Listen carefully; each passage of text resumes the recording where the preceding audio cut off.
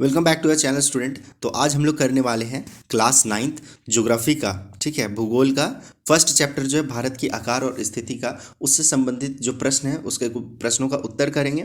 और हम लोग कोशिश करेंगे कि ज़्यादातर जो भी क्वेश्चन हो उसको मैप के थ्रू करें, ताकि मैप भी समझ में आ जाएगा। क्योंकि भूगोल एक ऐसा विषय है जिसको अगर मैप के थ्रू समझा जाए तो बहुत आसानी से अच्छे तरीके से समझ में आता है। ठीक है, तो ये देखिए आपका फर्स्ट है, ये आपका बना हुआ है पृथ्वी। ठीक है, तो समझिए आप इसको वर्ल्ड मैप भी कह सकते हैं। वर्ल्ड मैप के में हम लोग इस पृथ्वी में हम लोग कुछ कुछ इंपॉर्टेंट चीज़ देखते हैं। जैसे पहला होता है आपका अक्षांश रेखा। ठीक है, जो पूरब से पश्चिम की ओर जाएगी उसको अक्षांश रेखा कहते हैं, इंग्लिश में लैटिट्यूड लाइन। और उत्तर से दक्षिण की तरफ जो रेखा जाएगी उसको हम लोग देशांतर रेखा कहेंगे, जिसे हम लोग कहेंगे लॉन्गिट्यूड लाइन। ये जो रेखा है ये काल्पनिक रेखा है, ये वास्तव में ऐसी कोई रेखा नहीं होती है। ठीक है, उसके बाद आपका सबसे बीच में जो रेखा जाता है जो पृथ्वी को दो भाग में बांटती है, ये देखिएगा 0 डिग्री पे जो ये रेखा गई हुई है, इस रेखा को कहेंगे हम लोग विषुवत रेखा। ठीक है, इंग्लिश में इक्वेटर लाइन। और इधर से भी आप देख सकते हैं ये जो बीच से गई हुई रेखा है, तो ये क्या करता है, पृथ्वी को दो बराबर भागों में बांटता है। ऊपर वाला जो भाग हो गया ये हो गया उत्तरी गोलार्ध, और नीचे का जो भाग हो गया इसको कहते हैं दक्षिणी गोलार्ध। ठीक है, उसके बाद और इसमें क्या क्या है, एक होता है मकर रेखा और एक होता है कर्क रेखा। ठीक है, तो ये 30 डिग्री पे जो आपको दिख रहा है, 30 डिग्री इधर क्या बोल देते हैं, पूरब। पूरब हो गया। ठीक है, ये पूरब हो गया, इधर पश्चिम हो गया, ऊपर में उत्तर है और नीचे में दक्षिण हो जाएगा। ठीक है, तो ये जो है 30 डिग्री यहाँ पर से जो ये रेखा गया हुआ है, इस रेखा को हम लोग कहते हैं कर्क रेखा, इंग्लिश में ट्रॉपिक ऑफ कैंसर। और देखिए नीचे में आपका जो ये 30 डिग्री इधर गया हुआ है, इधर से यहाँ तक, इस रेखा को कहते हैं हम लोग मकर रेखा, इंग्लिश में ट्रॉपिक ऑफ कैप्रिकॉन। ठीक है, तो ये दो चीज़ को आप लोग क्लियर रखिएगा। उसके बाद हम लोग आगे का देखते हैं। ये देख लीजिए आप, ये इंडिया का फिजिकल मैप है। ठीक है, इस मैप में हम लोग क्या देख सकते हैं, आपका ये जो है आप पूरब से, ठीक है, पूरब से यहाँ से पश्चिम तक जो भारत का लंबाई है, पूरब से पश्चिम तक का लंबाई जो है 2933 किलोमीटर है। ठीक है, उसके बाद आप आ जाइए इधर, उत्तर से स्टार्ट करते हैं। यहाँ पर उत्तर से इस पॉइंट से लेकर के नीचे दक्षिण तक अगर हम चले जाएंगे तो इसका लंबाई 3214 किलोमीटर है। तो ये दो इंपॉर्टेंट चीज़ें ये याद रखना है। उसके बाद देखिए, अब चाहे तो भारत का जो पड़ोसी देश आ जाएगा, उस पड़ोसी देश या फिर भारत की जो सीमाएं हैं वो किस किस देशों से लगती है, तो आप इस मैप के थ्रू देख सकते हैं। इधर पाकिस्तान हो गया है, पाकिस्तान है, इधर नेपाल है, भूटान है, बांग्लादेश है। ठीक है, और भी है, इधर म्यांमार है। तो ये सब आपका भारत का जो सीमा से लगता है, इधर चीन भी हो जाएगा। ठीक है, उसके बाद और एक और मैप आपका क्या बनेगा इसमें, नेक्स्ट देख लेते हैं एक और मैप। देखिए नेक्स्ट जो हमारा मैप है वो भारत का पॉलिटिकल मैप है। ठीक है, इस मैप के थ्रू हम लोग भारत का सारा राज्य को देख सकते हैं, कौन कौन सा राज्य कहाँ पे है। तो ये मैप आप लोगों को बनाने आना चाहिए। और साथ ही ये भी इम्पॉर्टेंट है कि कौन सा राज्य किस जगह पे स्थित है, ये मैप में आप लोग प्रैक्टिस ज़रूर कीजिए। ठीक है, इसमें मैं आप लोगों को बता देता हूँ कर्क रेखा के बारे में, कि भारत के किन किन राज्यों से कर्क रेखा गुजरती है। तो यहाँ पे देखिए फर्स्ट आपको दिखे गुजरात, ये जो है कर्क रेखा है, तो ये गुजरात को काट रहा है। सेकंड यहाँ देखिए राजस्थान को काट रहा है। तीसरा जो है मध्य प्रदेश को काटता है। चौथा छत्तीसगढ़, पांचवा झारखंड, छठा पश्चिम बंगाल, सातवां त्रिपुरा, आठवां मिजोरम। यानी ये 8 राज्यों को कर्क रेखा काटता है भारत में। ठीक है, तो ये फिर उसको याद रखिएगा। अब आगे हम लोग जो है क्वेश्चन आंसर इससे रिलेटेड देख लेते हैं। देखिए इसमें फर्स्ट क्वेश्चन है आपका कि भारत के भूभाग का कितना क्षेत्रफल है। ये जो भारत है उसका कुल क्षेत्रफल कितना है, तो देखिए 32.8 लाख वर्ग किलोमीटर है। ठीक है, उसके बाद सेकंड है कि क्षेत्रफल की दृष्टि से भारत का विश्व में कौन सा स्थान है। ठीक है, यहाँ में हो जाएगा भारत में जो है विश्व में कौन सा स्थान रखता है भारत, तो देखिए 7वां स्थान रखता है। ये तो आप लोग पहले से ही पढ़ते आ रहे होंगे। उसके बाद उन देशों का नाम बताइए जो क्षेत्रफल की दृष्टि से भारत से बड़ा है। तो भारत से बड़ा 7 देश हैं, वो देख लेते हैं। रूस है, कनाडा है, अमेरिका है, चीन है, ब्राज़ील है और ऑस्ट्रेलिया है। ठीक है, उसके बाद भारत में कितने राज्य हैं और कितने केंद्र शासित प्रदेश हैं? तो टोटल जो है 29 राज्य हैं और 7 केंद्र शासित प्रदेश हैं।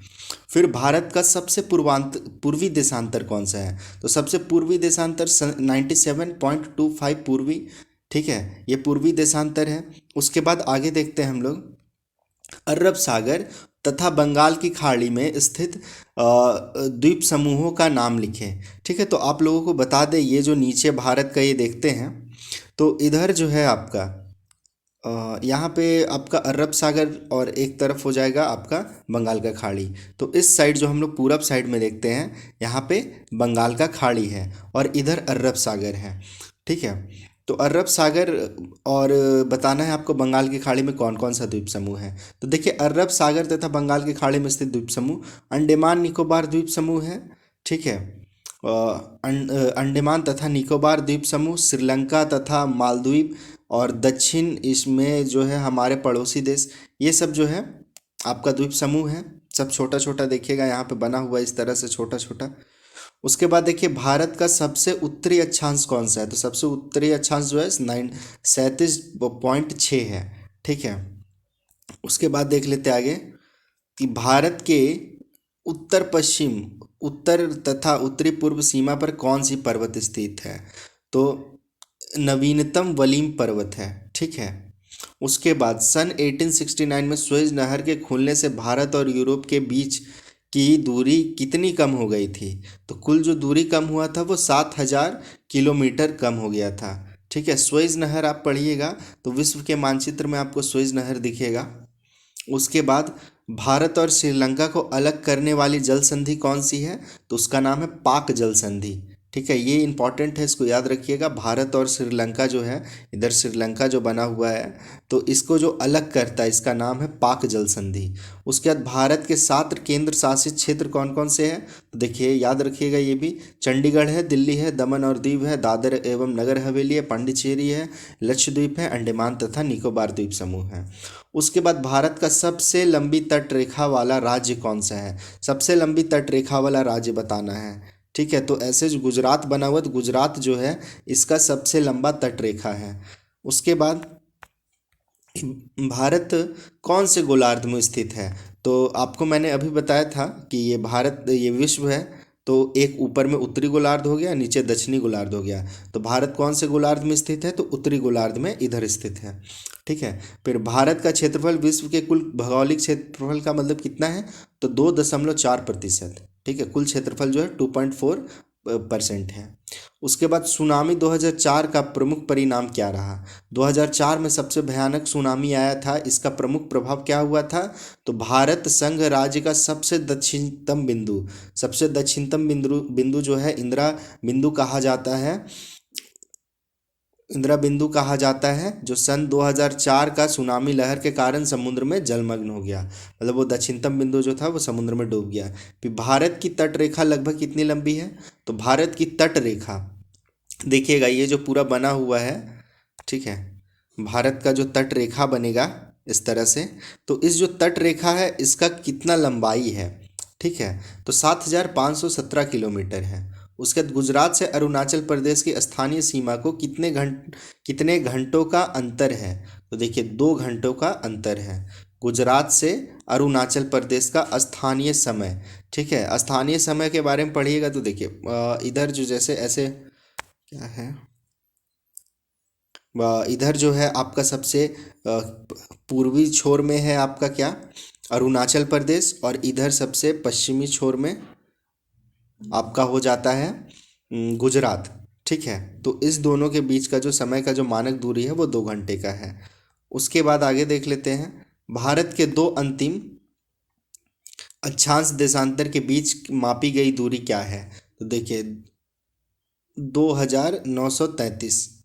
ठीक है, यहाँ नहीं लिखा है, 2,933 किलोमीटर हो जाएगा। उसके बाद भारत के 2 अंतिम अक्षांश बिंदुओं के बीच किलो जो मापी गई दूरी है वो क्या है? तो 3,214 किलोमीटर है। ठीक है, उसके बाद एक है 1947 से पूर्व भारत में कौन से 2 प्रकार के राज्य थे?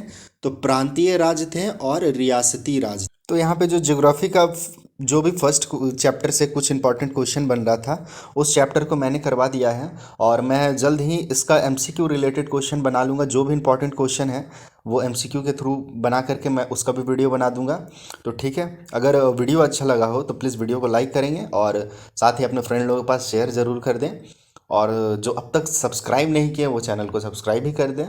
तो फिर हम लोग मिलते हैं नेक्स्ट वीडियो में, तब तक के लिए बाय, टेक केयर।